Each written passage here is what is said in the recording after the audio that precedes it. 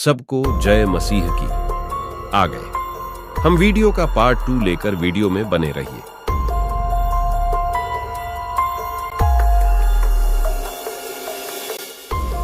अब एसाव हित्ती लड़की से शादी करा था, जो कि ना ही उसके मां को और ना ही उसके बाप को अच्छा लगा था।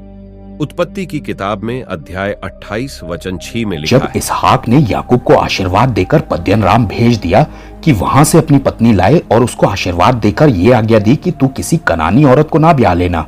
लेकिन इंग्लिश में देखिए लिखा है व्हेन एसाव सॉ दैट, जब एसाव ने देखा कि उसके पिता ने आज्ञा दी है कि कनानी औरत को मत ब्याह लेना, तुम पद्दनराम चले जाओ, शादी के लिए इंस्ट्रक्शन दिए गए हैं उसे। अब 7वीं आयत में याकूब तो निकल लेता है, लेकिन 8वीं आयत में लिखा है कि एसाव ये सब देख के और ये भी सोचकर कि कनानी लड़कियां मेरे पिता इसहाक को बुरी लगती हैं, वो इब्राहिम के बेटे इश्माइल के पास चला गया, यानी कि अपने ताऊ जी के पास। और फिर उसने इश्माइल की बेटी महलत को, जो नबायोत की बहन थी, ब्याह कर अपनी पत्नियों में मिला लिया। हम इसे पढ़कर समझते हैं कि इसहाक सब कुछ ठीक करने की कोशिश कर रहा है, अच्छी शादी करने की कोशिश कर रहा है, इश्माइलियों के पास जा रहा है। जी नहीं, बिल्कुल नहीं। एसाव के कैरेक्टर के हिसाब से वो अपने पिता को चिढ़ाने की कोशिश कर रहा है। एसाव दरअसल अपने पिता के दुश्मनों से हाथ मिला रहा था और इसके लिए उसने एक बड़ा कदम उठाया था। अब्राहम, इसहाक और याकूब एसाव की ये जो घटनाएं हैं, ये दरअसल हेब्रोन और बेरशेबा के बीच में घट रही हैं। लेकिन एसाव इस घटना के बाद सेईर में जाकर रहना शुरू कर देता है, यानी कि एदोम में। मतलब इसने बुढ़ापे में अपने माँ बाप को छोड़ दिया था चिढ़ के मारे, और ये जाकर के नेबेटियन ट्राइब से जाकर मिल गया था, यानी कि इश्माइलियों से जाकर मिल गया था, जो कि आज की डेट में अरब कहलाते हैं। ये सेईर के पहाड़ हैं और इनमें निवास हुआ करता था एदोम का और उसके कबीले का। याद कीजिए, अब्राहम की 3 पत्नियां थी, सारा, हाजिरा और कतूरा।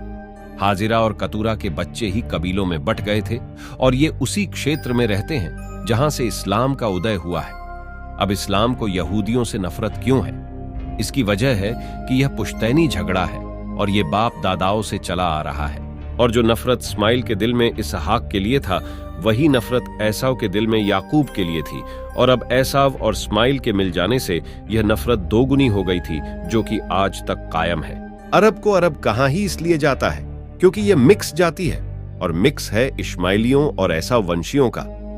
एसाव को बहुत अच्छी तरीके से पता था कि इसहाक इश्माइल में 36 का आंकड़ा चल रहा है, और इसलिए वह जानबूझकर जाता है अपने ताऊ इश्माइल के पास।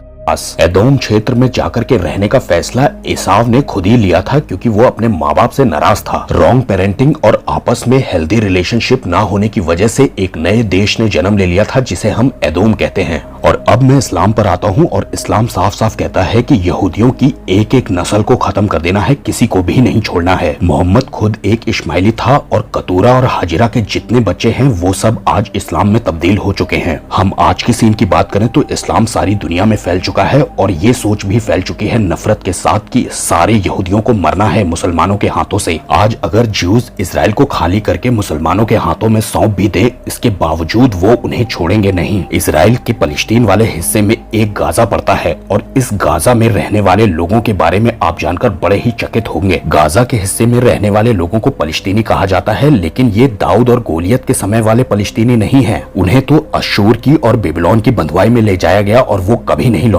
लेकिन ये एदोमी लोग हैं जो कि वहाँ रह रहे हैं। एदोम ने नॉर्थ की तरफ से निकल करके साउथ की तरफ चलना शुरू किया, क्योंकि जगह खाली हो चुकी थी और रहने के लिए अच्छी भी थी। सिर्फ 4 साल के अंदर इन्होंने बहुत सारे लोगों के साथ विस्थापन किया और इदोम से निकल करके इदोमिया नाम का देश बना लिया, और इसकी राजधानी हेब्रोन थी, क्योंकि यरूशलेम तब तक तबाह हो चुका था। और तो और यीशु के समय में जो हेरोद राजा था जिसने मंदिर बनवाया था, वो भी एदोमी ही था। और 70 एडी में यीशु की भविष्यवाणी के अनुसार जब मंदिर को दोबारा ढा दिया जाता है, तब भी ये एदोमी लोग खुश हुए थे और ये गाजा में शिफ्ट हो गए थे। जी हाँ, गाजा में। और इनके अंदर एदोम की वही सदाकाल की नफरत है जो कि हमने शुरुआत की आयत में पढ़ी थी। दरअसल जो पॉलिटिकल इस्लाम है वो इन फलस्तीनी लोगों का इस्तेमाल कर रहा है और इन्हें मूर्ख बना रहा है। इन्हें बिल्कुल पता नहीं है कि इनके साथ खेल खेला जा रहा है। दरअसल वो चाहते ही नहीं है कि ये जगह खाली की जाए या छोड़ी जाए। कतर और सऊदी अरेबिया के पास इतना पैसा है कि वो अपने इस्लामी भाइयों को ला सकते हैं, वहाँ पर रख सकते हैं, लेकिन वो ऐसा नहीं चाहते हैं। इतने रिसोर्सेज होने के बावजूद भी वो अपने इस्लामी भाइयों की कोई मदद नहीं करना चाहते हैं। वो सिर्फ उनका इस्तेमाल करना चाहते हैं, और ये बात ओबद्याह की पत्री में दी है। ओबद्याह की पत्री में सिर्फ एक ही चैप्टर है और वो ये बताता है कि एदोम के लोगों को ऐसा नहीं करना चाहिए था, अपने इजरायली भाइयों के साथ, लेकिन एदोम के लोगों को उनके ही भाइयों के द्वारा धोखा दिया जाएगा।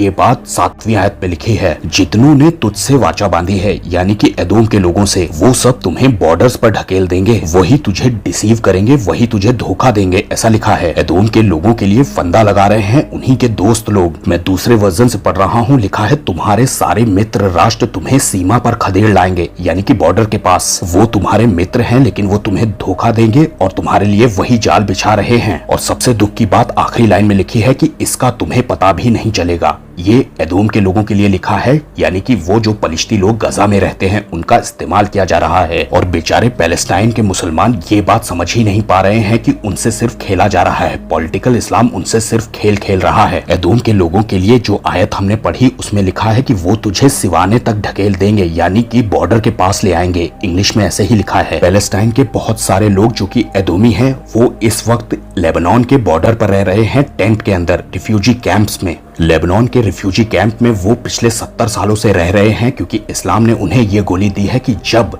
यरूशलेम और ये सारी जगहें खाली हो जाएंगी तब हम वहां तुम्हें बसा देंगे। जानते हैं इन टेंट्स का, इन तंबुओं का नाम उन्होंने क्या रखा है? वो इन्हें टेंट्स ऑफ ईडोम बुलाते हैं, यानी कि एदोम के तंबू। भजन 83 में एक युद्ध दिया है। उन्होंने कहा कि आओ हम उनको ऐसा नाश कर दें कि राज्य मिट जाए और इजराइल का नाम आगे को कभी याद न रखा जाए। उन्होंने एक मन होकर के एक युक्ति निकाली है और वो तेरे विरुद्ध वाचा बांधी है। और जानते हैं ये लोग कौन हैं? ये तो एदोम के तंबू वाले हैं। ये कौन है? ये जो लेबनान के बॉर्डर पर एदोमी लोग रह रहे हैं, कि ये बाइबल की भविष्यवाणियों में दिया है कि ये लोग उकसाए जाएंगे, इनका इस्तेमाल किया जाएगा। ये एदोम के तंबू वाले फलस्तीनी हैं और इश्माइली हैं, मोआबी, होगरी यानी हाजिरा के बच्चे हैं। ये गबाली हैं, अम्मोनी हैं, अमालेकी हैं और सोर समेत फलस्तीनी के लोग भी हैं। और इनके संग अशूरी भी मिल गए हैं और लूत वंशियों का भी सहारा इनको मिल गया है।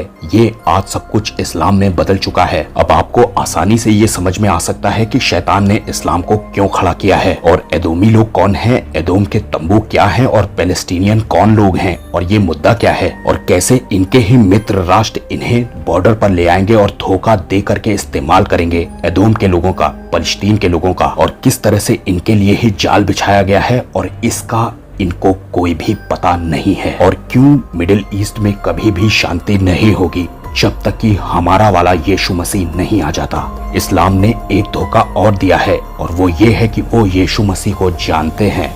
सच ये है कि वो राजा यीशु मसीह को नहीं जानते। वो ही शांति का राजकुमार है और वो दोबारा आने वाला है।